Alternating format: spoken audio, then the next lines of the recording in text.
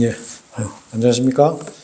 예, 우리 복된 말씀 침례교회가 시작된 이래로 오늘이 최고 자리가 많이 찬 것 같아요. 그리고 이렇게 찾아주신 분들한테도 너무 감사드립니다. 예, 오늘은 호세아 말씀으로 시작해서 일단 말씀의 주제는 제가 일단 이렇게 써놨어요. 나의 백성이 지식의 부족으로 멸망하는도다. 예, 좀 전에 읽었던 주제 말씀이죠. 그래서 이 호세아 말씀을 주제로 해서 오늘 하나님께서 우리에게 주시고자 하는 그런 하나님의 뜻이 무엇인지 알아보고 또 하나님께서 우리에게 주시고자 하는 교훈을 한번 알아보는 그런 시간을 갖도록 하겠습니다. 먼저 4장 6절에 보면은 나의 백성이 지식의 부족으로 멸망하는도다. 내가 지식을 거절한 까닭에 나도 너를 거절하여 내가 나에게 제사장이 되지 못하게 하겠노라 이랬어요. 자, 이게 아주 무서운 말씀이죠. 자, 여기서 말하는 나의 백성은 물론 이스라엘 민족을 얘기하는 거예요. 근데 이스라엘 민족이 멸망한 이유가 하나님께서는 뭐라고 그러냐면 바로 지식의 부족이라고 말씀하고 있어요. 그리고 지식을 거절한 거예요. 자, 여기서 우리가 굉장히 큰 교훈을 얻을 수가 있어요. 그 뒤에는 더 무서운 말씀이죠. 네가 너의 하나님의 율법을 잊어버렸기에 나도 너의 자녀들을 잊어버리겠노라. 자, 하나님께서는 이 지식의 부족, 그리고 이 하나님을 아는 지식의 거절, 그리고 율법을 잊은 이 이스라엘 백성들에게 하나님께서는 아주 무서운 말씀을 하시는 거예요. 나도 너의 자녀들을 잊어버리겠노라. 그래서 이런 말씀을 사도 바울도 로마서에서 또 얘기를 하거든요.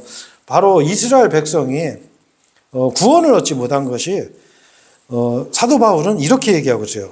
로마서 10장 2절에 보면 그들이 하나님께 대한 열심은 있으나 지식에 따른 것은 아니기 때문이라. 하나님께 대한 열정과 열심은 있었어요. 그런데 지식을 따른 것이 아니다. 그러면서 3절에 이는 그들이 하나님의 의에 대하여 무지한 채 하나님의 의에 대해서는 모르는 거예요. 그들 자신의 의를 확고히 세우려고 공들이면서도 하나님 의에는 스스로 복종하지 아니하였기 때문이라 이렇게 말하고 있거든요. 바로 하나님을 아는 지식이 아주 중요해요. 굉장히 중요하고 우리가 하나님을 아는 만큼 우리는 자유와 그리고 쉼을 얻을 수가 있다고 성경은 말씀하고 있거든요. 그래서 예수님께서도 마태복음 11장 28절에 보면 수고하고 무거운 짐 지워준 자들아 다 내게로 오라. 그리하면 내가 너희에게 쉼을 주리라 이랬어요. 자, 예수님께로 간다는 것은 우리가 그 수고하고 무거운 짐을 다 내려놓고 쉼을 얻는 거죠. 그리고 요한복음 8장 32절에 보면 그리하면 너희가 진리를 알지니 진리가 너희를 자유케 하리라 이렇게 말씀하셨어요. 하나님께서는 우리에게 원하시는 건 바로 쉼과 그리고 자유를 원하시는 거예요. 그래서 하나님께서는 우리에게 이런 하나님께서 주시고자 하는 이런 자유와 쉼을 주시고자 원하는데 요즘 이제 세상에 이제 주님 오실 날이 얼마 남지 않은 이 마지막 때가 되다 보니까 어떤 문제가 생기냐면은 사람들이 이제 이 지식을 거부하는 지식으로부터 멀어지는 그런 시대가 되는 것 같아요. 그래서 전도서에 있는 말씀대로 해 아래 새 것이 없다. 이전 것도 지금 있고 지금 현재 있는 것도 예전에 있었던 것이라고 이렇게 말씀하시는 부분이 있거든요. 그래서 역사는 반복을 하는 거죠. 그래서 우리가 그 종교개혁을 통해서 시기에서 프로테스탄트, 이 개신교가 이제 생겨나죠. 그 종교개혁을 한 이유는 바로 천주교에서 그 성경을 읽지 못하게 했어요. 그래서 성경을 번역을 못하게 했거든요. 그리고 미사도 라틴어로 드리고 그러다 보니까 사람들이 성경을 읽지 못하니까 하나님께서 원하시는 거 그리고 진정한 하나님의 뜻이 뭔지 알 수가 없었어요. 그래서 많은 사람들이 성경 번역을 하고 성경 번역하는 사람들은 그 당시에는 잡히면 죽었어요. 화형을 당했어요. 그럼 그 목숨을 걸고서 이렇게 성경을 번역을 하고 종교개혁을 하게 됐거든요. 왜? 하나님께서 말씀하시는 게 뭔지 알고 싶어서. 그 하나님을 아는 지식이 뭔지 정말 알고 싶어서 그렇게 하고, 그 결과 이렇게 한글로 번역된 성경이 지금 우리 앞에까지 와 있는 거죠. 자, 근데 요즘은 다시 이 하나님을 아는 지식에 대해서 무지해진 그런 시대가 온 거예요. 아까 읽은 말씀대로 바로 지식을 거절하는 그런 시대가 된 거죠. 그래서 사람들이 그 하나님의 말씀에 대해서 관심이 없어요. 제가 얼마 전에도 어떤 아주머니 조금 이제 한참 전에 제가 복음을 전했던 분이 저를 다시 찾아왔었어요. 그래서 제가 상담을 하는데 그분한테 이제 하나님 말씀을 제가 풀어서 이렇게 설명을 하는데 그분이 저한테 그런 말씀 하시더라고요. 아유, 저 목회자님 말씀하시는 거 보니까 이단 같아요. 이러는 거예요. 그래서 내가 예? 제가 왜요? 그랬더니 아니 말씀을 너무 정확하게 성경 말씀만 가지고 탁탁 증거를 하는 게 이단 같다는 거예요. 제가 그 소리 듣고 깜짝 놀랐어요. 지금 기독교인들, 흔히 교인들이라고 하는 사람들이 갖고 있는 생각이 그거예요. 하나님 말씀을 정확하게 알고 그거에 대해서 이렇게 말씀을 선포하고 하면은 야, 저 사람 이단 아닌가? 이렇게 생각을 하는 거예요. 왜? 그건 역설적으로 그만큼 말씀에 대해서 무지하다는 거예요. 왜? 성경을 안 읽으니까. 성경 공부를 안 하니까. 그러니까 하나님의 뜻이 뭔지 이 교리에 대해서 정확하게 모르는 거죠. 그래서 제가 얼마 전에 제가 새벽에 일어나서 이렇게 성경 공부도 하고 설교 준비도 하고 그러거든요. 근데 새벽에 일어나서 어떤 유튜브를 하나 제가 잠깐 보게 됐어요. 왜냐하면 그 제목이 예수님에 관한 제목이었었어요. 그래서 봤는데 그 유튜브가 그 3프로 TV라고 그래서 굉장히 이 구독자 수가 많은 100만 이상이 되는 굉장히 이렇게 시사에 관련된 그런 이렇게 대담을 하는 유튜브인데 거기에 출연한 목사님이 여러분 혹시 잘잘법이라고 아시는지 모르겠네요.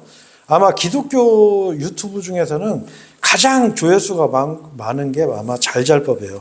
잘 믿고 잘 사는 법.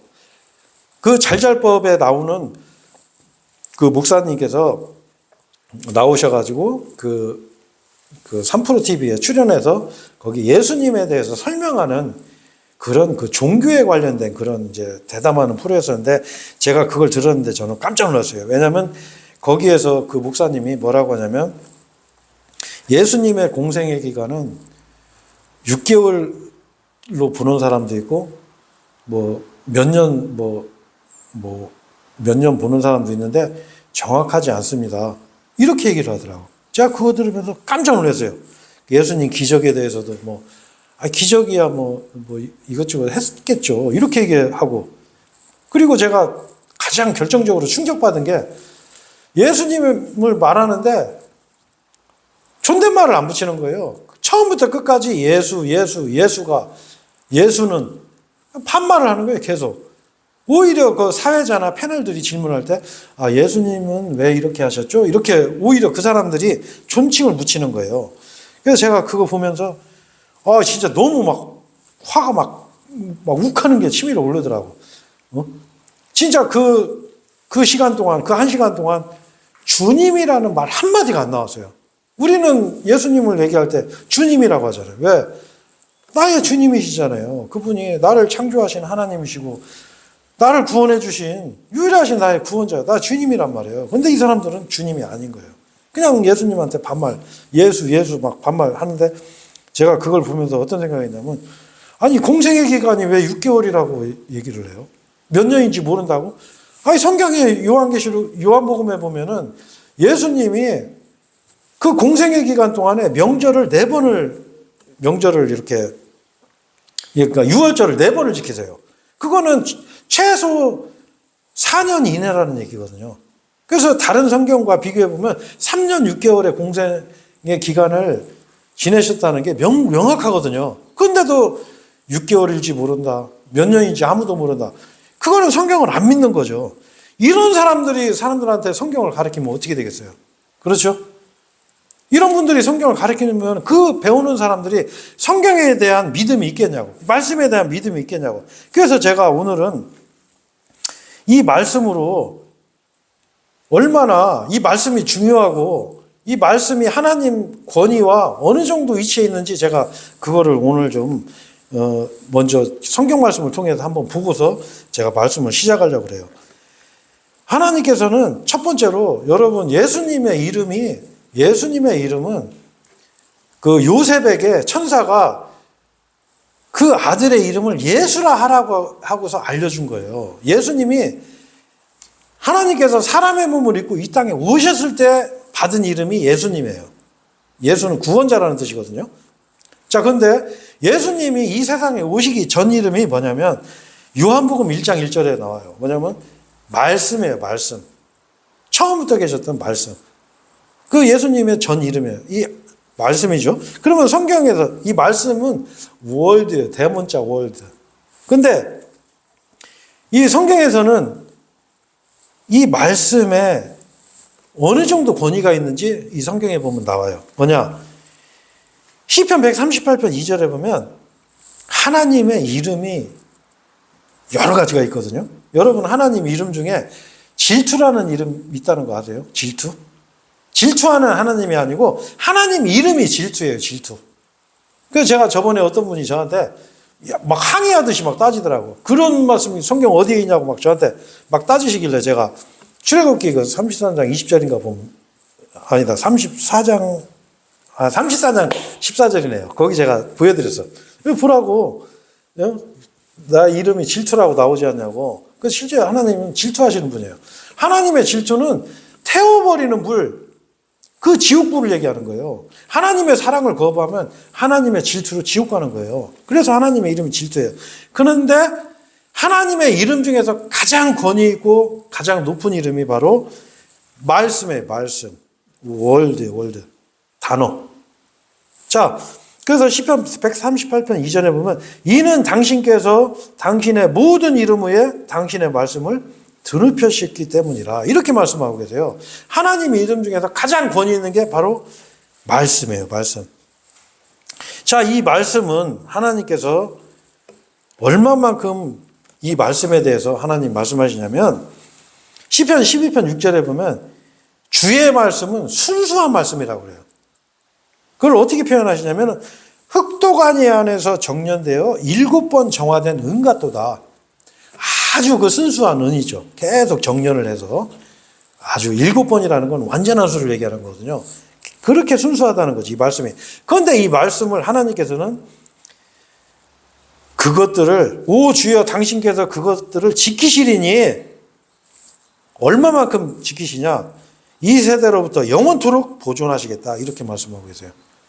하나님 말씀은 하나님께서 영원토록 보존하신다고 그랬어요. 하나님 말씀은 절대 없어지거나 삭제되거나 폐해지질 않아요. 요한복음 10장 32절인가 보면 나와요. 성경 기록들은 폐할 수가 없나니 이렇게 나왔거든요. 안 돼요. 그런데 우리 보면은 개혁성경 보면 없음 구절이 많잖아요. 삭제된 구절이 많아요. 그래도 아무렇지도 않은 거야. 이 말씀으로 하나만 봐도 그게 잘못되다는 거 우리가 알 수가 있는 거죠. 자, 그래서 하나님께서는 우리에게 이 말씀이 얼마만큼 권위가 있는지 이 말씀을 통해서 알려주는 거예요. 마태복음 24장 35절에도 그렇게 나오죠. 하늘과 땅은 없어져도 나의 말들은 없어지지 아니하리라. 하나님께서 끝까지 보존하시는 거예요. 이 하나님의 말씀을. 그래서 내가 말씀과 멀어져 있다고 하면은 여러분 나는 하나님과 멀어져 있다라고 생각하시면 돼요. 내가 하나님과 가까워지려면 여러분 말씀을 가까이 하세요. 하나님은 우리에게 말씀으로 나타나세요. 그래서 지금 장로교 다닌다고 하시는 분들은 잘 한번 생각해 보셔야 돼요. 장로교 그 교리가 웨스트민스터 신앙고백서라는 게 있어요. 거기에 1조 1항이 그거예요. 하나님께서는 성경을 통해서 계시를 하신다고 명시가 되어 있어요. 직통 계시가 없다고 하거든요. 성경을 통해서 우리한테 말씀하세요. 그게 장로교의 신앙이에요. 그리고 그 장로교 웨스트민스터 신앙고백서에 쓰이는 모든 성경 구절은 다 킹제임스 성경이에요. 여러분 그 핸델의 메시아라는 노래 한번 아마 들어보신 분 드물 거예요. 왜? 그게 2시간짜리거든요. 저도 1시간 반 들어봤어요. 거기 나오는 모든 그 노래 가사들이 전부 다 킹제임스 성경의 구절을 가지고서 만드는 거거든요. 그런데 킹제임스 성경을 이단이라고 공격하는 장로교 목사들이 있어요. 그 사람들은 도대체 그 뭐 신흥종교죠, 신흥종교. 그 잘못된 거거든요. 그 하나님 말씀은 하나님께서 이거를 유지를 하시는 거예요, 유지. 보존하시고 그리고 순수하게 세상 끝끝 영원토록 보존하신다고 그랬어요. 자, 그래서 우리가 이 말씀을 잘 모르게 되면 우리가 하나님 말씀에 집중해야 되는데 딴 데 집중하게 돼 있어요. 딴 데. 그래서 이단에 빠지기도 하고 그리고 또 한 가지는 은사주의 아니면 기복신앙. 내가 요새 장사가 잘 되고 잘 먹고 잘 사니까 이거 하나님이 나하고 함께 계시나 보다. 아니요. 성경에는 그렇게 나와 있지 않아요. 악인들도 잘 먹고 잘 살고 심지어 죽을 때도 편하게 죽는다고 이렇게 나오거든요. 그거하고는 상관이 없어요. 그래서 여러분 이걸 한번 생각을 해봐요. 내가 만약에 여러분 사탄이라면 자 구원받을 사람들도 구원 못 받게 사탄이 방해를 해줘. 그렇죠? 아주 이 말씀을 못 듣게 굉장히 노력을 해요. 사탄은. 그리고 이미 하나님을 믿고 신앙생활을 하는 사람들도 사탄은 신앙생활을 정상적으로 하지 못하게 방해를 해요. 자, 그러면 여러분이 만약에 사탄이다. 내가 만약에 사탄이다. 가정하고서 그러면 여러분이 뭘부터 해야 될 것 같아요? 이 사람들 구원 못 받게 하려면. 이 사람들 신앙생활 제대로 못하게 하려면. 그러려면 뭐예요? 성경을 변개시키면 돼요. 그것도 몇 가지만 변개시키고 도저히 변개 안 되는 건 삭제시켜버리면 돼. 그러면 이상한 교리를 쫓게 만들 수 있어요. 구원을 못 받게 할 수도 있고 신앙생활을 아예 망가뜨릴 수도 있어요. 제가 그걸 몇 가지만 제가 한번 이번 시간에 한번 짚어볼게요. 자, 이 성경 변개가 얼마나 무서운 거냐면 첫 번째로는 이 킹제임스 성경을 사용하는 이단은 거의 없다고 보시면 돼요. 킹제임스 성경은 명확하게 삭제된 데가 없고 정확하게 기록이 되어 있기 때문에 이거 가지고서는 이단교리 주장하는 게 거의 불가능해요.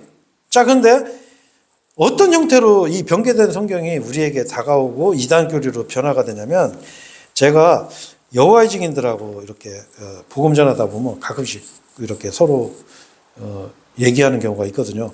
그런데 여호와의 증인들 중에서도요, 성경을 그나마 좀 공부한 사람들, 실제로 이 이단들은 성경을 많이 보질 않아요. 자기네들의 교리책을 보지 성경을 읽질 않는데, 그래도 성경을 좀 읽어본 사람들은 딱 이런 말을 해요. 뭐라고 하냐면, 선생님, 그 여호와의 증인들은 삼위일체를 안 믿거든요. 예수님을 하나님으로 믿질 않아요. 자, 그러니까 뭐라고 하냐면, 선생님이 성경에서 삼위일체를 직접적으로 언급한 구절 한 구절만 저한테 찾아주십시오. 그러면 제가 여호와의 증인 오늘 그만두고 선생님 교회 나가겠습니다. 한번 찾아주십시오. 하고 직접 그렇게 얘기를 해요. 성경 구절 한번 찾아달라고.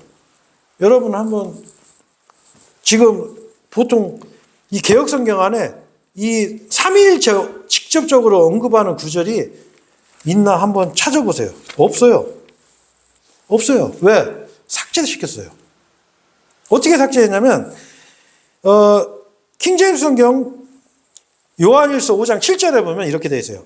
이는 하늘에서 증거하는 세 분이 계시니 아버지와 말씀은 예수님이죠. 성령님이시며 이 세 분은 하나이시기 때문이라. 여기 정확하게 얘기하잖아요. 아버지와 말씀과 성령님이 이 세 분이 하나라는 거예요. 하나. 이게 삼일체거든요. 자, 근데 개역성경에는 뭐라고 되어 있어요? 증거하시는 이는 성령이시니 성령은 진리니라. 이렇게 나버렸어요. 그러니까 삼위일체 근거 구절이 없잖아요. 그런데도 삼위일체를 믿긴 믿거든. 그렇잖아요. 이게 마귀가 바로 이 구절 하나 살짝 빼면 이런 결과가 생기는 거예요. 자, 그리고 또 이런 것도 있어요. 제가 굉장히 이거 제가 좀 충격받은 일이 한 번 있었는데, 제가 그 하나님의 교회라고 하는 그 이단 교리를 주장하는 사람들하고 한번 제가 이렇게 복음을 전하다가 한번 부딪혀 본 적이 있어요. 자, 근데 이분들이 그런 얘기를 하는 거예요. 그 예수님께서 유월절을 새로 만들었다고 하는 거예요. 그래서 아니, 유월절은 저기 출애굽기 12장에 보면은 이집트를 탈출할 때 그 마지막 재앙하는 날 그 예수님을 상징하는 그 어린 양을 잡아서 그 피를 문 상단과 그 좌우에 바르고, 그리고 그 유월절을 먹는 게 그게 그 유대인들의 그 이스라엘 사람들의 명절인데, 예수님이 유월절을 어떻게 바꿨나? 그래서 제가 한번 이제 그 내용을 한번 이 사람들한테 가만히 들어봤는데 제가 진짜 깜짝 놀랐어요. 제가 이 부분 한번 보시죠. 누가복음 22장, 누가복음 22장 신약성경 181페이지에 제가 한번 읽겠습니다. 그런데 제가 여기 읽을 때 이 부분을 개역성경하고 제가 비교하면서 한번 읽어볼게요. 자, 누가복음 22장 8절에 보면은 그러자 그분께서 베드로와 요한을 보내며 말씀하시기를 가서 우리를 위해 유월절 어린 양을 예비하여 우리로 하여금 먹게 하라 하셨느니라. 여기 보면 뭐라고 되어 있어요? 유월절 어린 양을 예비해서 우리로 하여금 먹게 하라 그랬죠. 자, 근데 개역 성경에는 이렇게 되어 있어요. 이건 개역 한글이거든요. 예수께서 베드로와 요한을 보내시며 가라사대 가서 우리를 위하여 유월절을 예비하여 우리로 먹게 하라. 여기 보면 어린 양이라는 표현이 빠졌죠. 자, 11절 한번 보세요. 자, 11절에 보면 두 번째 줄부터 볼게요. 내가 나의 제자들과 유월절 어린 양을 먹을 객실이 어디 있느냐 이렇게 물어봐요. 자, 유월절 어린 양을 먹어야 되는데 객실이 어디냐 이렇게 물어봤는데 개역성경에는 뭐라고 나오냐면 내가 내 제자들과 함께 유월절을 먹을 객실이 어디 있느냐 하시더라. 여기서도 어린 양이라는 표현이 빠졌죠. 양을 먹는다는 표현이 빠진 거예요. 자, 13절에 보시면 또 그리고 그들이 유월절 어린 양을 예비하였더라 이렇게 되어 있는데 여기는 유월절을 예비하니라 이렇게 되어 있어요. 자, 그리고 15절에 보면 이 사람들이 이 구절 엄청 좋아하더라고요. 15절에 보면 내가 킹제임스 성경은 이렇게 되어 있어요. 내가 순환을 겪기 전에 너희와 함께 이 유월절 어린 양 먹기를 내가 열망하고 또 열망하였느니라 이렇게 되어 있어요. 근데 개역 성경에는 너희와 함께 이 유월절 먹기를 원하고 원하였나이다 이렇게 되어 있는 거예요. 그러니까 이 사람들은 뭐라고 얘기하냐면 아니, 어린 양 먹는다는 표현이 없다는 거예요. 그러니까 유월절은 그 사람들 말로 예수님이 여기서 이제 새 언약을 세우시면서 여기서 빵과 포도즙을 드시거든요. 그러니까 예수님이 세운 유월절은 떡과 포도주를 먹는 게 유월절이다 이렇게 주장을 하는 거예요. 그래서 제가 깜짝 놀랐어요. 야, 어린 양이라는 표현이 삭제되니까 여러분 우리 설날에는 여러분 뭐 먹어요? 떡국 먹잖아요, 그죠? 자, 그럼 떡국 먹는다는 건 뭘 상징하죠? 나 떡국 한 그릇 먹었어. 여러분 그러면 나 나이 한 살 먹었어 이 소리잖아요. 그렇잖아요. 근데 이 유월절 어린 양 굉장히 큰 명절인데 그 첫 명절이거든요. 근데 이 어린 양 먹는다는 표현을 빼니까 유월절에는 그 양을 먹는 게 그 유월절인데 양 먹는다는 표현이 빠지니까 이거 떡과 포도주 먹는 새로운 유월절이 만들어졌다 해서 그걸 지켜야 된다. 그걸 지켜야 구원받는다 하는 이단교리가 생긴 거예요. 이 말씀 하나, 단어 하나, 그 유월절 먹는다는 표현 하나 뺐는데 이런 큰 교단이 하나 생겨버린 거예요, 여러분. 한번 그런 것도 한번 생각해 보셔야 돼요. 그리고 또 한 가지는 이제 뭐 사도행전 8장 37절에 보면 그 침례에 대한 이런 삭제 구절, 이런 거 참 무서운 거예요. 제가 한 번은 저 여호와 증인하고 제가 여호와 증인한테 복음을 전했어요. 선생님들이 지금 보시는 성경은 그거 잘못된 성경입니다. 그 성경은 하나님이 보존하신 성경이 아닙니다 하면서 제가 이 킹제임스 성경이 하나님께서 보존하신 하나님 말씀이라고 했더니 저한테 막 따지더라고요. 그래서 제가 선생님 거기 한번 사도행전 8장 37절 한번 펴보세요. 그래서 이렇게 펴서 딱 보니까 이렇게 보니까 개역 성경에는 거기가 없음 이렇게 되는데 그 그 여호와의 증인들이 보는 신세계 역문에는 그냥 줄로 찍 꺼져 있어요. 없음이 아니라 찍. 근데 딱 보더니 깜짝 놀라는 거예요. 오, 진짜 없네? 이 사람 처음 본 거예요, 그날. 이 없음 구절이 있다는 거를. 그래서 제가 이거 보라고. 아니, 하나님께서는 나의 말들은 영원히 사라지지 아니한다고 그랬는데 여기 사라졌지 않냐고. 그럼 하나님 거짓말쟁이네요? 그러니까 말을 못 하는 거야. 그 사라진 구절이 뭐냐면 그 이디오피아 내시가 구원받고서 그 물이 있는 데로 왔을 때 자기가 침례를 받고 싶다라고 얘기했어요. 그러니까 당신이 마음을 다해서 믿는다면 받을 수 있느니라. 이렇게 대답하는 거예요. 내가 구원받았으니까 나 침례 받고 싶다. 그러니까 당신이 마음을 다해서 믿으면 침례 받을 수 있습니다. 이렇게 얘기했어요. 자, 그러면 여러분 여기서 하나 문제가 되는 게 있어요. 뭐냐? 자, 마음을 다해서 믿으면 침례를 받을 수 있다고 그랬는데 여러분 애기들이 마음을 다해서 믿을 수가 있어요? 그렇죠? 애기들이 마음을 다해서 믿을 수가 없단 말이에요. 자, 그러면 이게 뭐가 거예요? 흔히 하는 유아 세례. 저도 천주교신자였었기 때문에 저도 제 세네 명이 누가 김누가. 근데 저도 유아 세례 받았거든요. 근데 내가 그 세례 받은 거 기억도 안 나요. 내가 마음을 다해서 믿어본 적도 없어. 내가 침례 받은 거는 나중에 20대 후반에 돼서 받았어요. 나중에 예수 그리스도를 내가 믿고 나서 내가 그때 새로 침례를 받았거든요. 그러니까 그게 유아 세례는 성경적으로 잘못된 거예요. 그리고 그 이디오피아 내시의 구원간증. 예수 그리스도께서 하나님의 아들이심을 son of God, 대문자 son of God이에요. 하나님의 아들, 하나님께서 사람의 몸으로 오신 분, 그것을 나는 믿노라. 이렇게 구원간증을 한 거예요. 나 죄 없어서 천국 갑니다. 이게 아니라 예수 그리스도께서 하나님의 아들이신 것을 나는 믿노라. 이 구원간증. 그거 삭제했어요. 왜 삭제했어요? 예수님 그리스도를 믿으면 구원받는다는 이 말을 왜 삭제하자고? 그게 뭐 의도가 있다라는 거예요. 이게 바로 마귀의 의도라는 거예요.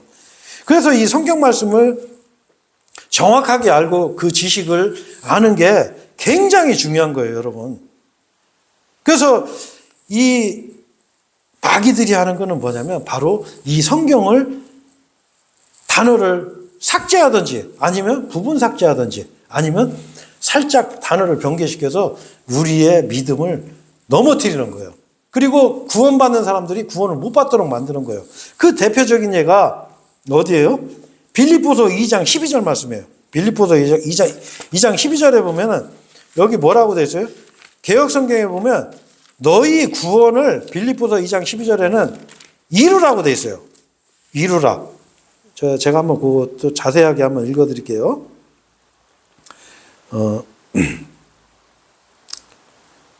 빌립보서 피터 빌레몬의 히브리 디모데 빌립보서 2장에 보면 이렇게 되어 있어요. 이 킹제임스 성경에서는요. 지금 더욱더 순종하여 두려움과 떨림으로 너희 자신의 구원을 나타내라. 이렇게 되어 있어요. 근데 개역성경에는 뭐라고 되어 있냐면 구원을 이루라고 되어 있어요. 이루라. 이루라는 건 무슨 얘기죠? 그 영어로는 continue로 되어 있어요. continue. 지속하라. 이게 무슨 얘기예요? 구원을 지속해야 된다는 거예요. 구원이 지속되지 않으면 구원이 아닌 거예요. 이건 뭘 얘기하는 거예요? 행위 구원. 구원을 이루는 거예요. 이루는 거. 근데 성경에서는 여기 정확한 하나님 말씀 뭐라고 되어 있어요? 여기 보면은 12절에 보면 두려움과 떨림으로 너희 자신의 워크아웃이에요. 워크아웃. 드러내라. Your one salvation. 네가 소유한 구원을 드러내라. 이거 드러내라.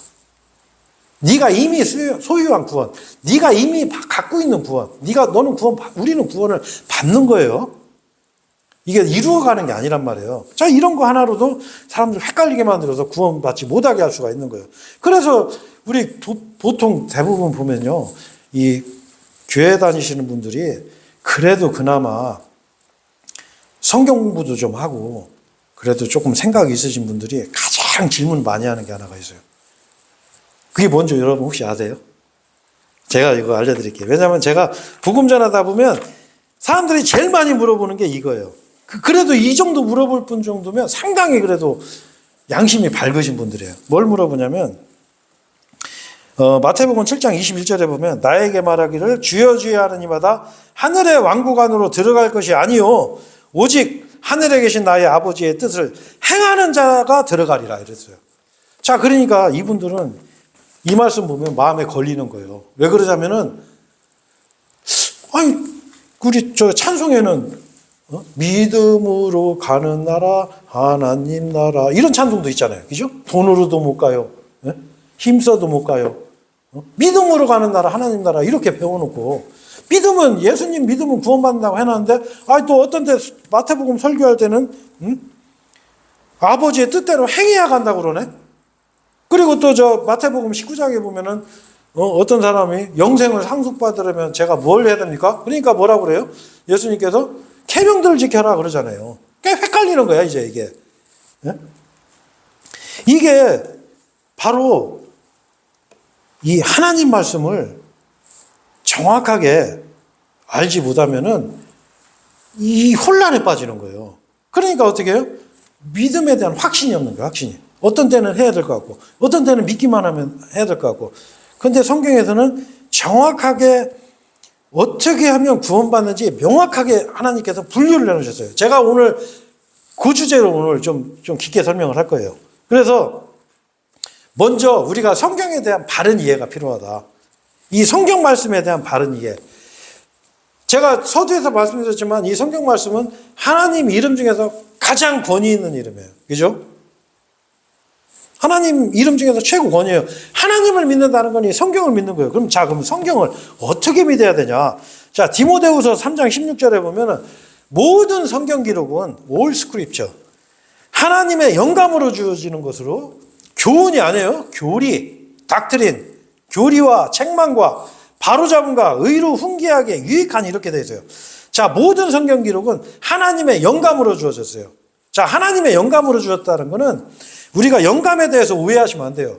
처음 히브리서로 성경을 기록할 때 하나님께서 숨을 불어넣어서 아니면 그 단어들의 영감을 줘서 한 게 아니라 성경은 영감이 사람에게 주어진다라고 말씀하고 있어요. 자, 그래서 욥기 32장 8절에 보면 그러나 사람 안에 영이 있나이다. 또 전능하신 분의 영감이 그들에게 명철을 주시나이다. 이렇게 되어 있어요.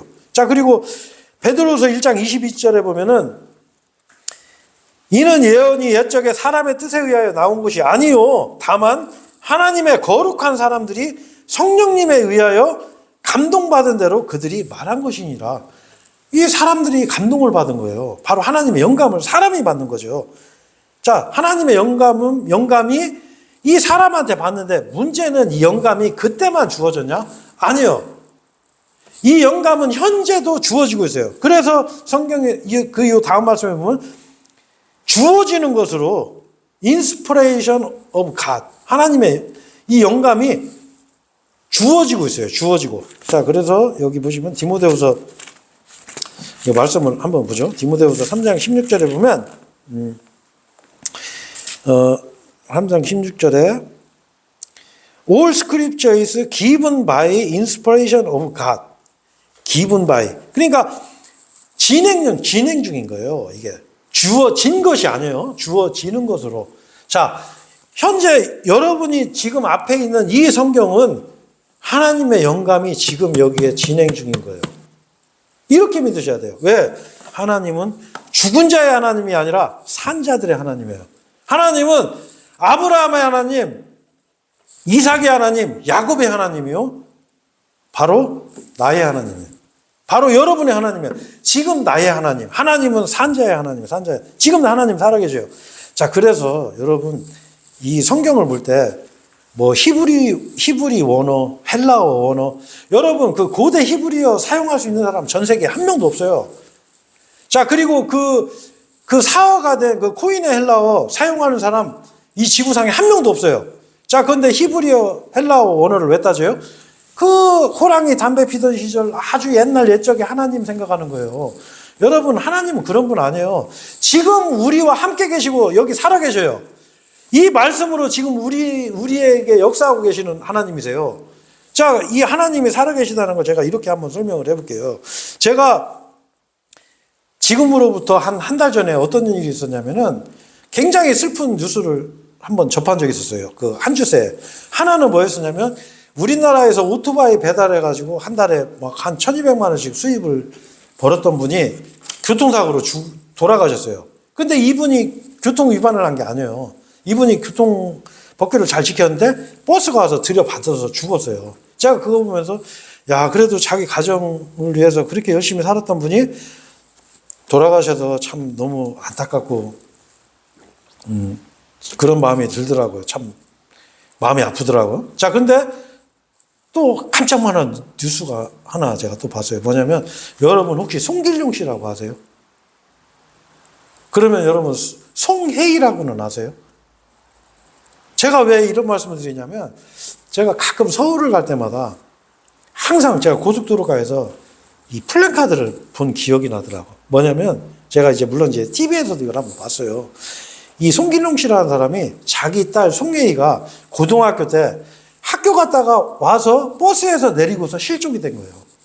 자, 그러니까 이 아버지는 25년 동안 이 딸을 찾아다녔어요. 전국에 플래카드 다 걸어놨어요. 딸 사진, 내가 살해하겠습니다. 딸 이름 크게 적어놓고 전국에 플래카드 다 걸어놓고 전단지 돌리고 벽보 붙여놓고 그렇게 해서 했단 말이에요. 그분이 23년째 됐을 때 TV 인터뷰한 것도 제가 봤어요. 그분이 그랬다고요. 내가 살아있는 한 내가 내 딸 반드시 나는 찾는다.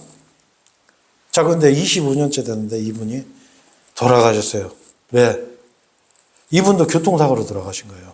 여러분 한번 생각해 보세요. 만약에 이분 돌아가셨어요. 그러면 이분이 전국에 붙여놓은 그 플랜카드, 그 전단지 붙여놓은 거 어떻게 되겠어요? 한번 생각해 보세요. 어떻게 되겠어요? 그거 다 철거될 거 아니에요. 자, 그 플래카드가 낡아서 찢어지고 바람에 막 찢어지고 덜렁덜렁거리고 글씨 다 지워지고 해도 그거 누가 플래카드 새 거로 누가 갈겠어요? 없어요, 이제. 왜? 그 아버지가 죽었잖아요. 이거와 마찬가지예요, 여러분. 하나님께서 살아계시면 이 말씀은 살아있는 말씀이에요. 이거는 역사하는 거예요.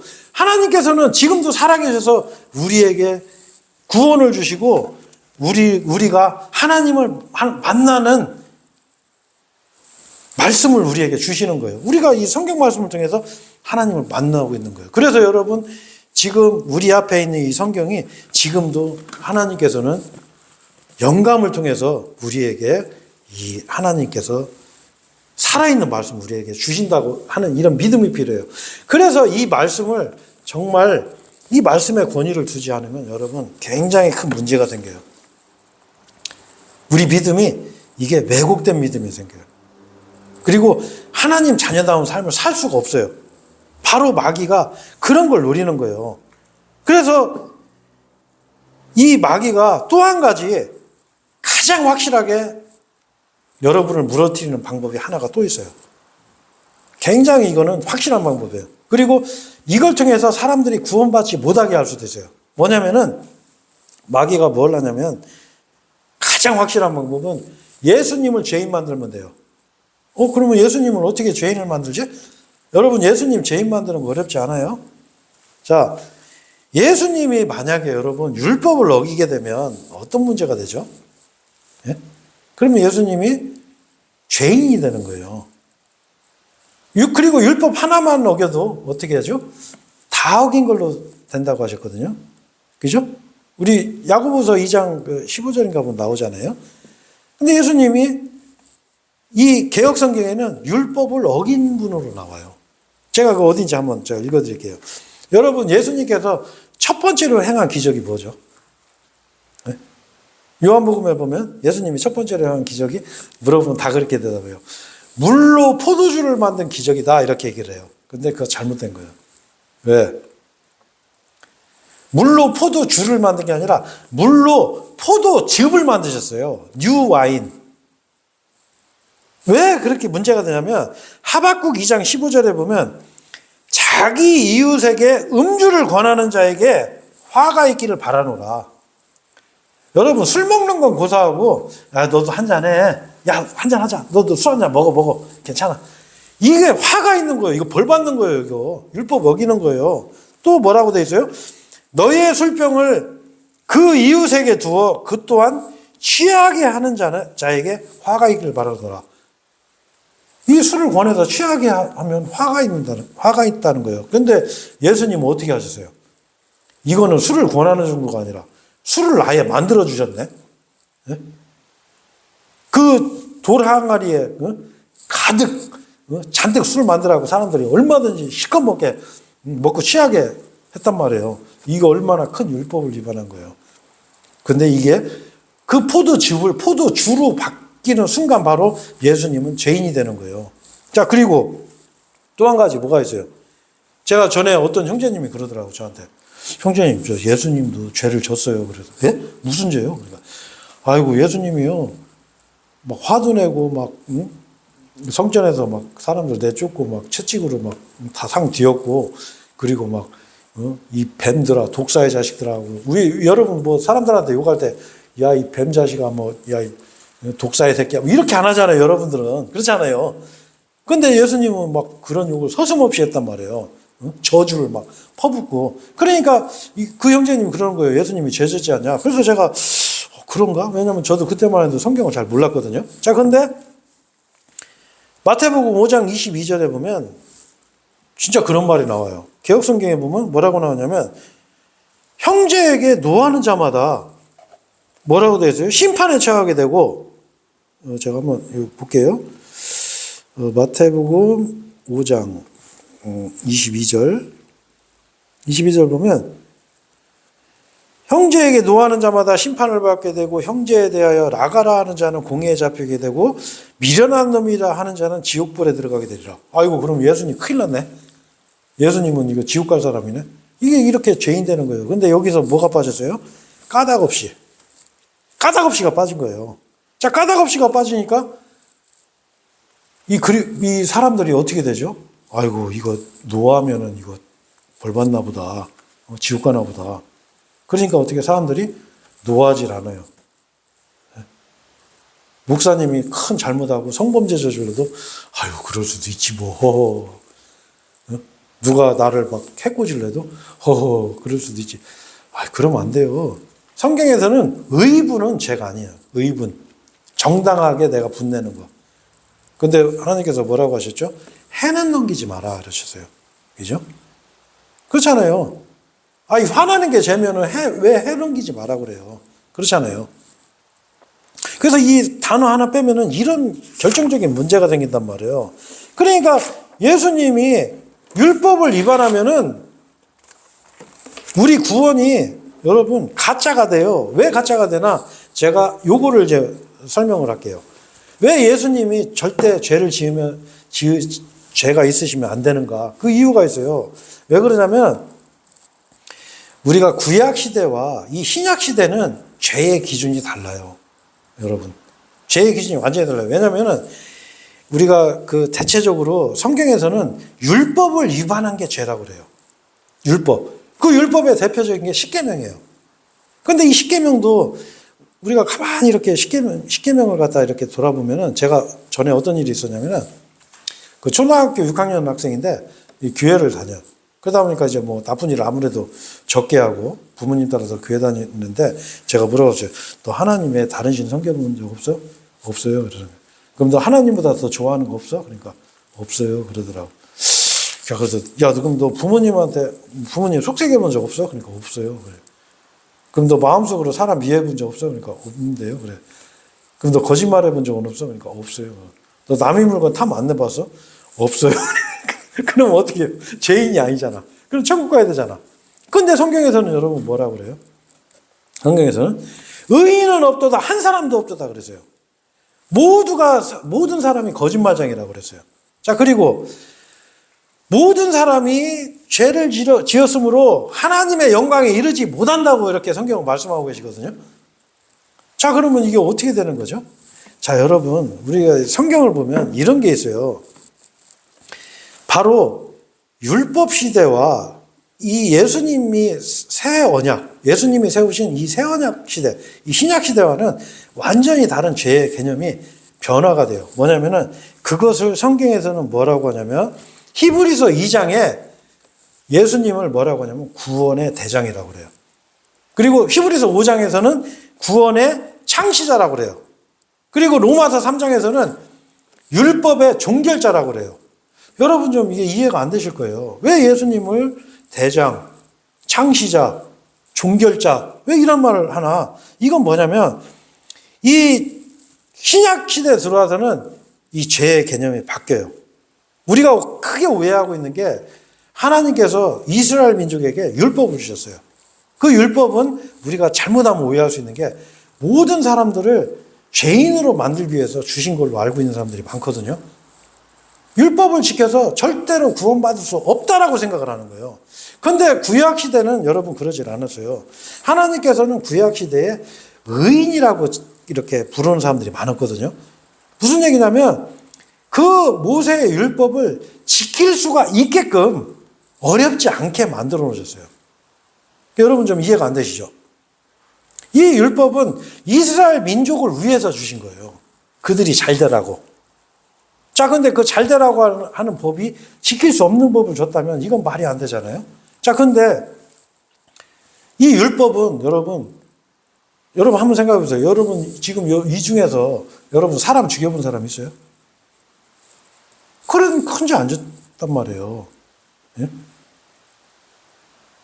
대부분 그렇게 큰 죄 안 저질러요. 그리고 죄를 져도 이 죄를 용서받을 수가 있었어요. 그렇잖아요. 다윗 같은 경우도 살인 교사죄에다가 간음죄까지 저질렀는데 어떻게 해요? 하나님께서 그 다윗을 죄를 용서해 주셨잖아요. 왜? 자비는 심판을 이기느니라 이런 말씀이 있어요. 다윗이 그 사울 왕을 완벽하게 죽일 수 있던 기회 2번이 왔는데 안 죽였어요. 자비를 베풀었단 말이에요. 하나님께서도 다윗에게 자비를 베풀어 주셨어요.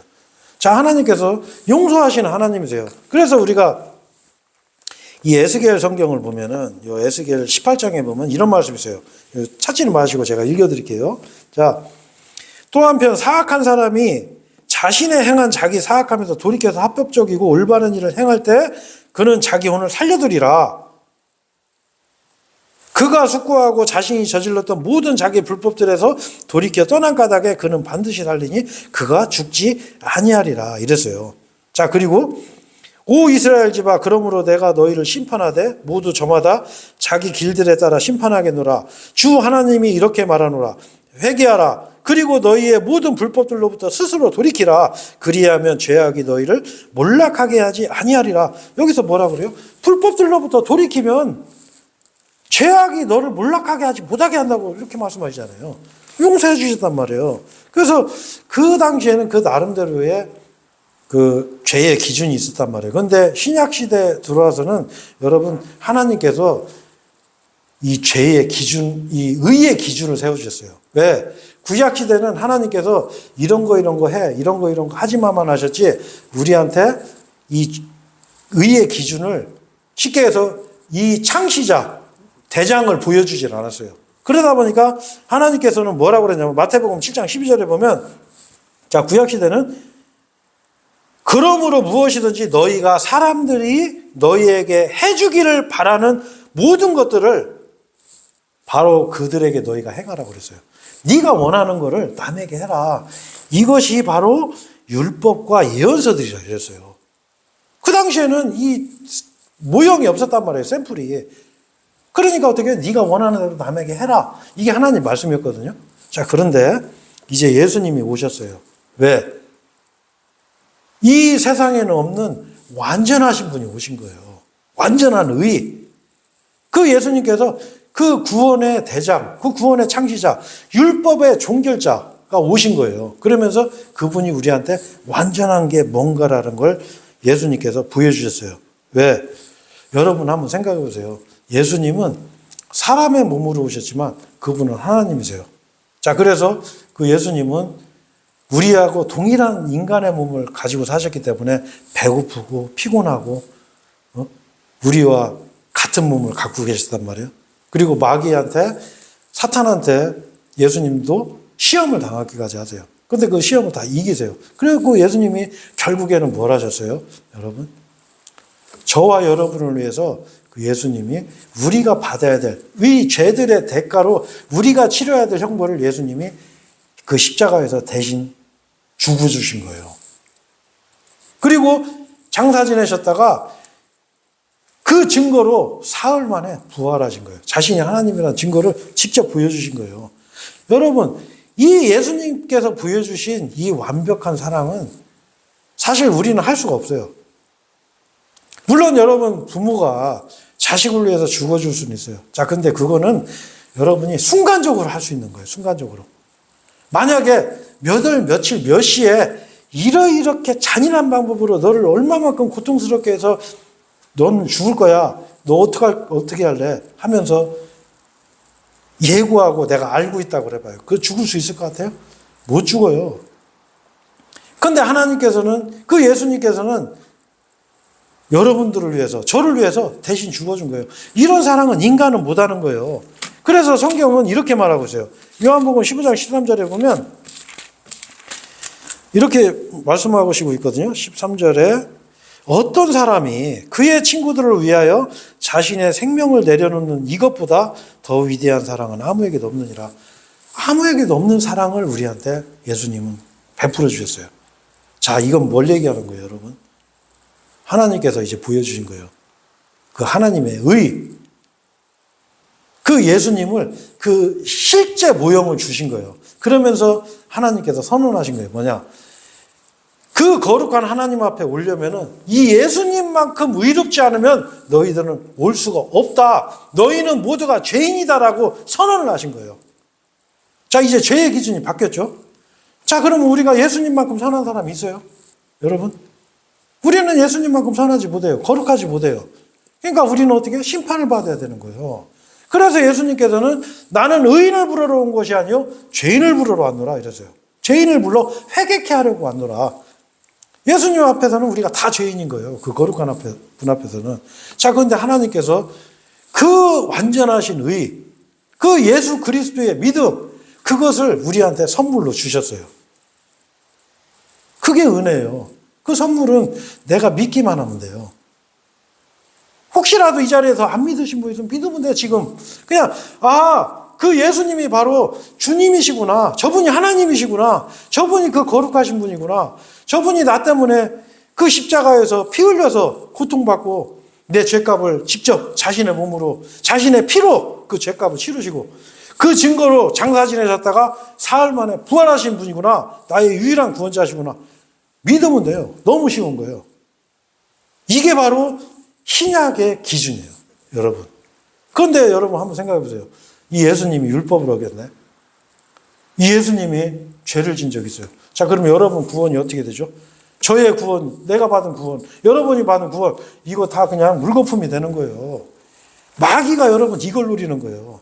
거기에 일조하는 게 바로 변개된 성경이에요. 변개된 성경.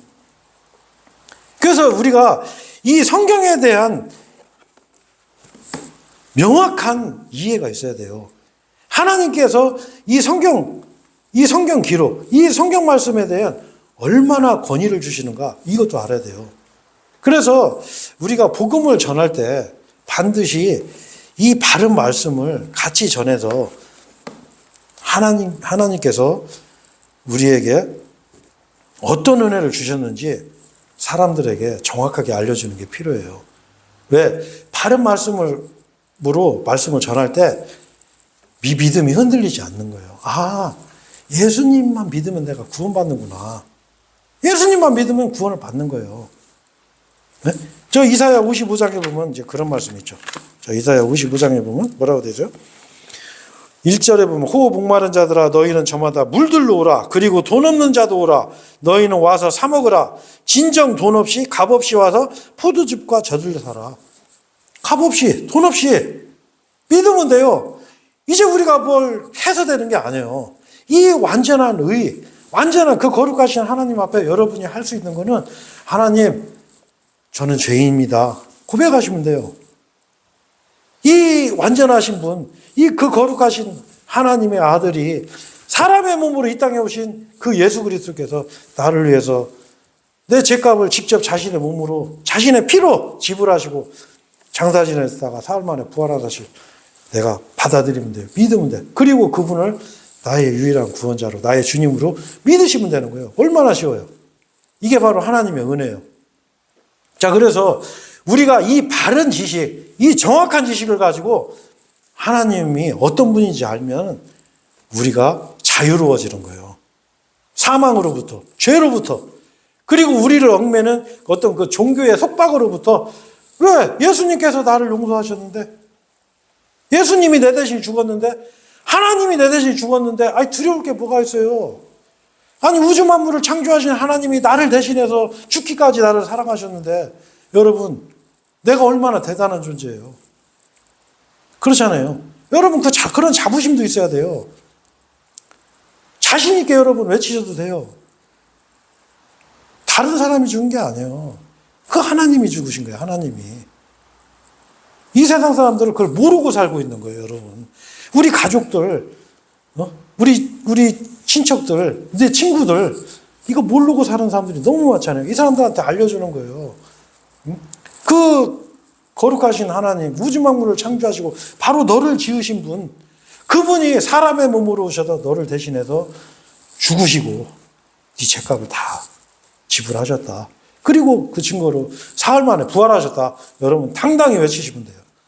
바로 이 나의 백성이 이 하나님을 아는 지식의 부족으로 멸망하는도다. 하나님께서 이렇게 탄식하시는 거예요.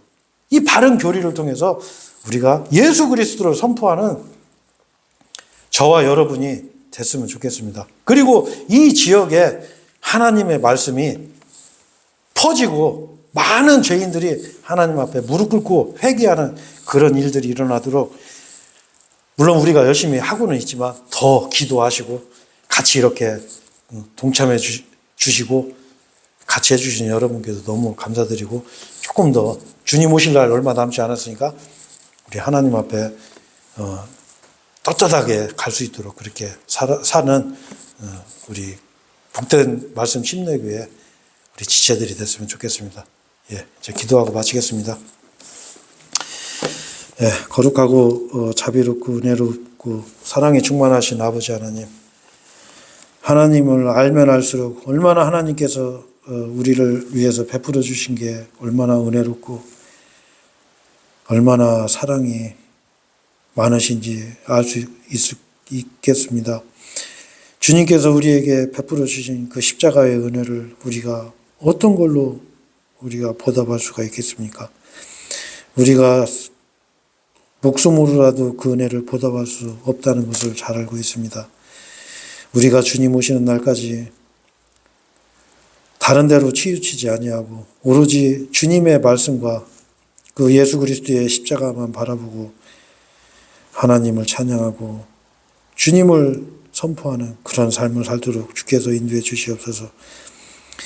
이 악한 세상 속에서 우리를 성별해 주시고 하나님의 자녀다운 삶으로 하나님께 영광 돌리도록 주께서 또한 우리에게 부족한 것들을 채워주시옵소서. 오늘 마치고 이 시간 이후로 모든 일정을 온전히 주님께만 의지합니다. 우리를 영원히 구원해 주신 우리 주 예수 그리스도의 이름으로 기도드렸습니다. 아멘. 예, 고생하셨습니다. 예.